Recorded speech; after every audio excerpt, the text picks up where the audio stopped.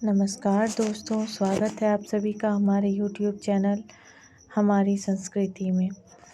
आज मैं आप लोगों को बताने वाली हूँ कार्तिक पूर्णिमा की शुभ घड़ी क्या है, क्योंकि कुछ लोगों का मानना है कि कार्तिक पूर्णिमा 26 नवंबर को भी है और 27 नवंबर को भी है। कन्फ्यूज़न बनी हुई है।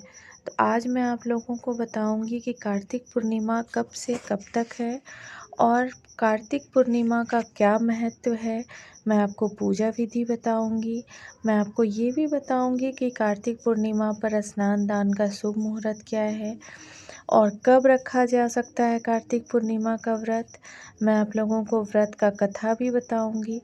तो आप लोग हमारे साथ बने रहिए और पूरे वीडियो को ध्यान से देखिए, ध्यान से सुनिए।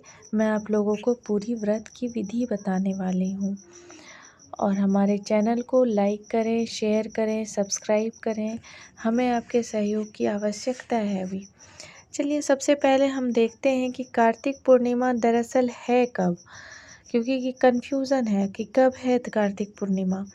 तो कार्तिक पूर्णिमा 27 नवंबर को ही है।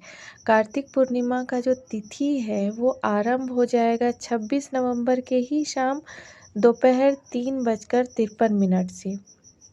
और इसका जो समापन है, इस तिथि का समापन होगा 27 नवंबर को सोमवार, दिन सोमवार पड़ रहा है। 27 नवंबर को दोपहर 2:45 पर इस तिथि का समापन हो जाएगा।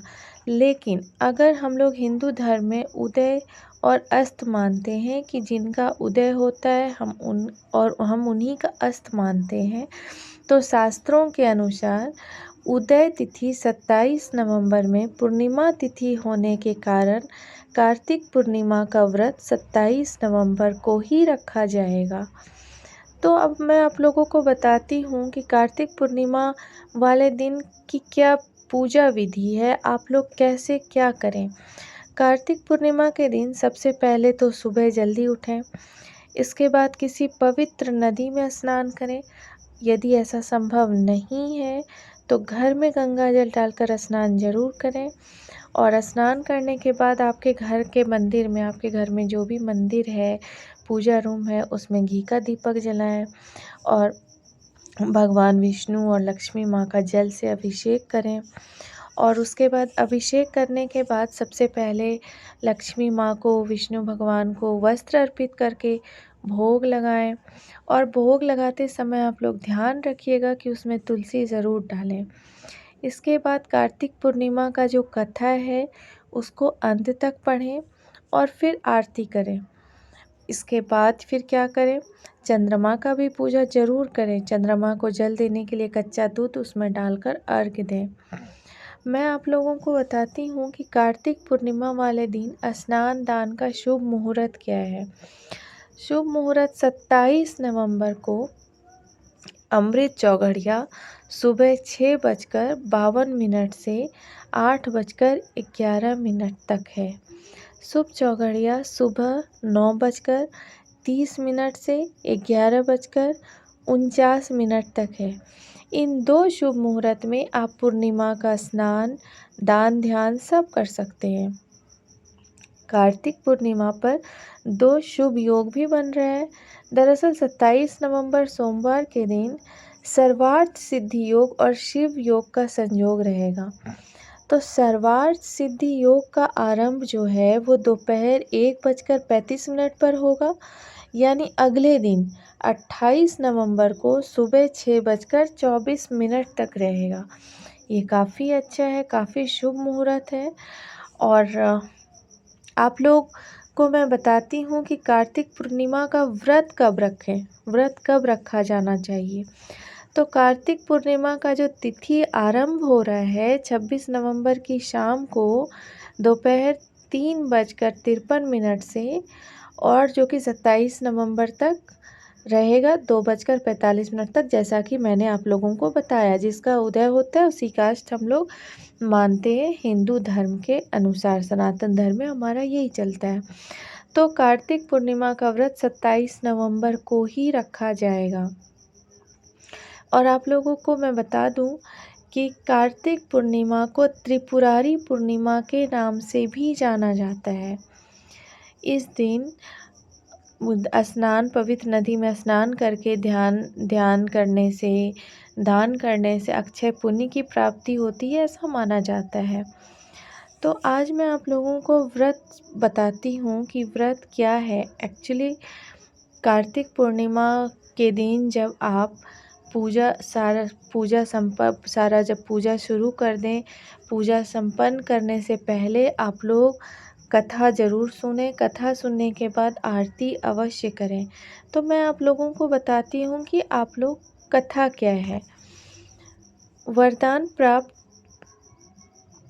देखिए मैं आप लोगों को बताती हूँ। पौराणिक कथा के अनुसार तारकासुर नाम का एक दैत्य था, जिसके 3 पुत्र थे, तारकाक्ष, कमलाक्ष और विघ्नोमाली त्रिपुरा, जिसे त्रिपुरा के नाम से भी जानते हैं।